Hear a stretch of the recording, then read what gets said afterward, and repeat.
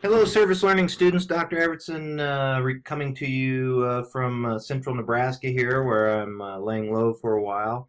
I've been reviewing your work, your proposals, the final drafts of your proposals, and I just wanted to go over a few things in the course. These are very important notes that I wanted to make, so I thought it might be better to do it by a video update. If you look at the schedule here, you'll see that we're at basically lesson 11. We've begun unit 3. You're to have all your the final proposals for your projects, which have basically taken up the whole first half of the course, need to be submitted by noon today in about an hour, and 2 hours Mountain Daylight Time. I've been able to review all the proposals that have come in so far, and I have some thoughts and notes to share with you on that. But if you take a look at the schedule, we are now in phase 3, unit 3, where we connect with the community. And what you'll see is over the next 2 weeks, you're going to be basically on your own doing service work. We'll check in again on Thursday and then Monday and Thursday of next week. But you're going to see mostly what you're doing is completing your service hours, recording your thoughts in these journal entries, in these progress reports, sharing some of your progress reports kind of informally with the rest of the class, and then eventually submitting your progress reports at the end of this period on the 20th. So here you see that on the schedule. The other sort of main task we have is to continue reading the Book of Unknown Americans. In the Friday forums, I think people are, this is much easier to read than the previous book where much shorter selections, and I think everybody's enjoying a little bit of a break from the heavy reporting of A Path Appears, and I hope that that sort of inspires you as you do your service work. But the big target here is at the end of the course here, our last week, our last day, you'll see on Unit 4, Reflect and Share, our final week of the course. We have a lot going on there where you turn in your final presentation in forums and your final assignment, your final report, which was worth the most points in the course and has the most writing on it. That is due at the end of the course. So we really want to keep our eyes on that prize. Everything that we do from here on out is in service of coming up with a really excellent report there.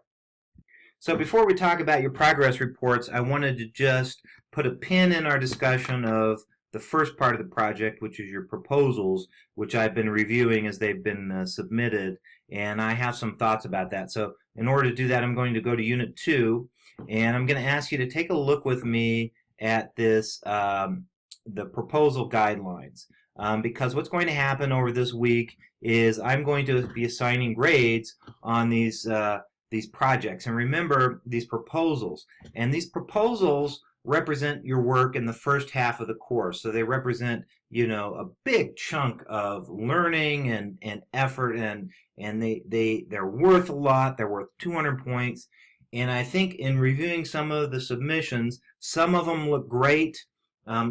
Some of you took my suggestions and comments from your rough drafts and ran with them. I have to say that a large portion of the students in the class really didn't make a lot of changes to their proposals. And I think what you're going to see, I'm not trying to frighten you. I think we all have an opportunity to be successful in the course, but I think we're going to have, many of you are going to be somewhat disappointed with your final grades on these proposals because they just are not fully fleshed out as I was trying to advocate in my comments to you through the Turnitin pane on your rough drafts.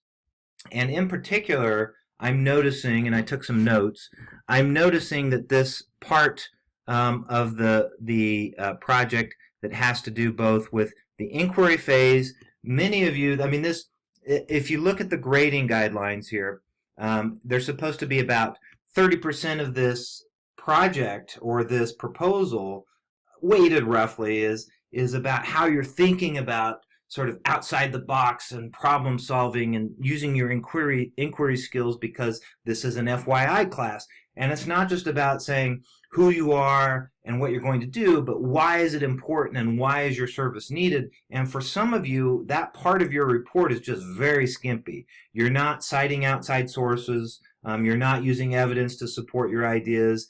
As it stresses in the handout, throughout. I mean, there's very detailed bullet points here about what you should be doing, document and evidence. What is the specific problem? For some of you, this is a pretty disappointing element of your proposals. They're not very fleshed out. And then for others, this bibliography, I don't know where the miscommunication occurred here. This is a huge chunk of the document. 10 sources. Each source is supposed to be an APA format. It's supposed to be 5 of these are supposed to be scholarly sources. 5 of them can be more sort of informal internet sources.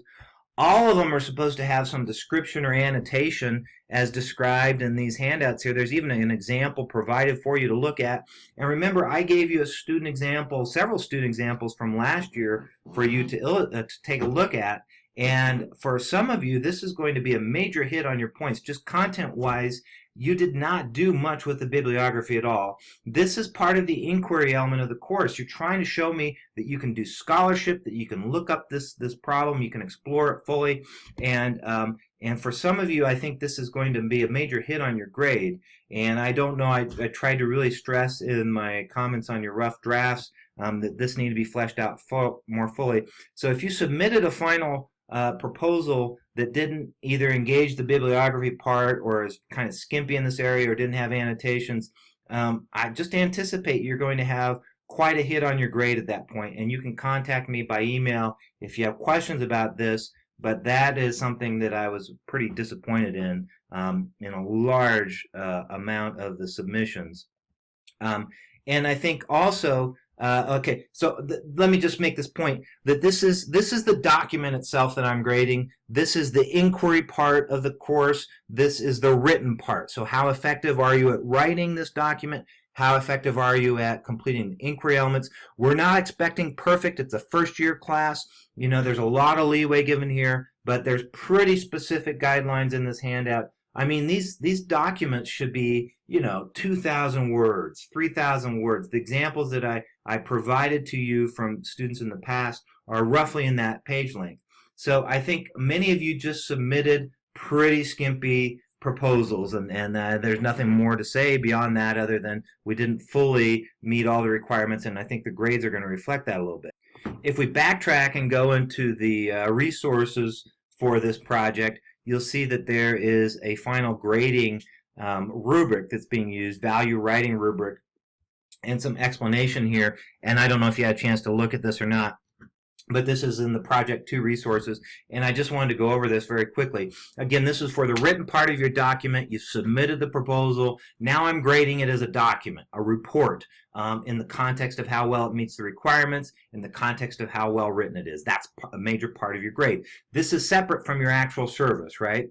So what you're going to see is, in these various categories, context and purpose for writing. So for those of you who didn't really follow instructions, or you're not keeping your readers in mind, these people who might be looking at your project from an external viewpoint, and there's language in the handout about that, you might see that you're going to have a lower score over here, 6 or 7 on some of these.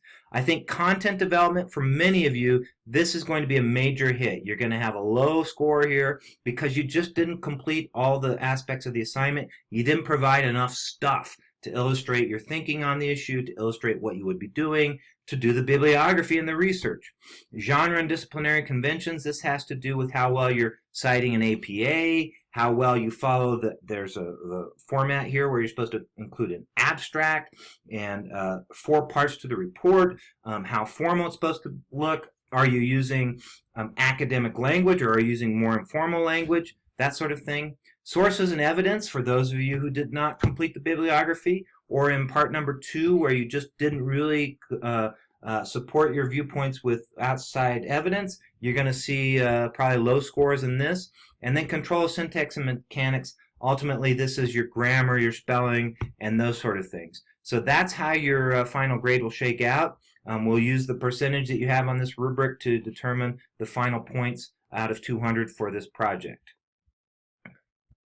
Okay, so those are my thoughts on the actual written project proposal that's been submitted and how it will be graded. Let's talk a little bit more about the next step, which is the actual service you're going to be doing. So this proposal is a proposal. And this is part 3 where we talk about the action plan. And I asked everybody to fill out this action learning plan for service, the ALPS plan. Many of you did not complete that, even though I told you to do that in my notes on your rough drafts. But if you follow this fully, you'll notice that it takes you through all the steps. And I would say for about 3/4 of the proposals, I'm fairly comfortable with what you're doing. You've identified clear community partners. You have some rough timelines. You have a pretty clear sense of what you're going to be doing. For about 1/4 or maybe more of the proposals, this part of your proposal, like other parts of the proposals, very vague. It's not clear who your service partner is. It's not clear what you're going to be specifically doing. It's not clear what you're doing is a very good very good set of experiences that relate to inquiry. And why I'm stressing this is because what you want to be doing is not just service, not just volunteering here, but creating a sort of accumulating experiences that you can write about in your journals, in your progress report, and then compile in your final report. And we're going to look very quickly at a final report here, just so you have a goal to see what you're looking for. And so now we have to shift gears.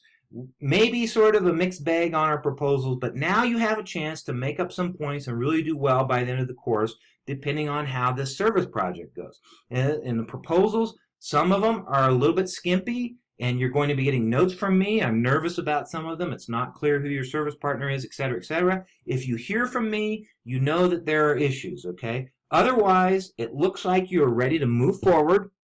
Contact your service partners. Make sure you do all the required hours. Make sure that you're documenting all this so that you have good content and material to share with us as you begin to put together your final report. And it may seem like I'm being kind of critical here, but really I want you to do well on this final project. And I had 3 students last summer who just in this phase of the course, they couldn't get the materials put together. They couldn't complete the service project. Their partners canceled out, whatever. They confronted all these issues, and they took incompletes, and now this summer, none of them wound up completing the service, and they're all taking Fs in the course. So I know from experience that this can really fall flat if you're not on top of things. So I'm trying to be sort of strict on this so that everybody has an opportunity to be successful. I won't go back over all the elements of the progress report handout. You'll notice that it just asks you to do a certain set of journal numbers. There are a couple of examples given here that I think are really nicely done journal entries. My screencast from last summer takes you through that handout very fully. But I wanted to just compliment everybody on the series of projects and proposals I'm excited about as we move forward. We've got a couple of people who are working on some elements of drug intervention and addiction, how to bring technology to elderly in the community, a project on domestic abuse, a project on job training for people as they exit one career into another, a couple of projects dealing with animals, and some childhood education projects. So these are looking pretty good. What I see that is promising in the proposals are for those of you who, just take example, the Humane Society example, not just going and cleaning out the kennels, not just going and doing this actual physical labor for the Humane Society, but coming up with some publicity efforts or a drive to bring some toys for the dogs or a drive to increase awareness. These are the sort of elements that touch upon an inquiry aspect that is really what we want to see in these final projects. Another example has to do with the child care, where students in the past sometimes have just gotten into this thing where they'll go and babysit or they'll go and help out at a daycare center, and that's really not in the spirit of the course. But the student who's doing it this summer seems to have a plan to bring some actual educational activities with a clear purpose and goal in mind, some of it informed by the research that occurred in the proposal. So I'm really excited about those sort of approaches. So finally, with an eye towards doing a really good job on these progress reports and your final projects, take a look in the handout for the final projects. You'll see that this is where you need to end up, and this is the work you need to be doing right now. Take a look at Peace's project from last summer. Look how detailed this thing is that he wound up with at the end of the semester. That's because he had a very thorough proposal that you can see posted online. He wound up following the progress report guidelines very closely, which I've shared with you online, and it winds up with this really solid well-developed report. This is where we need to be by the end of the course. Keep going.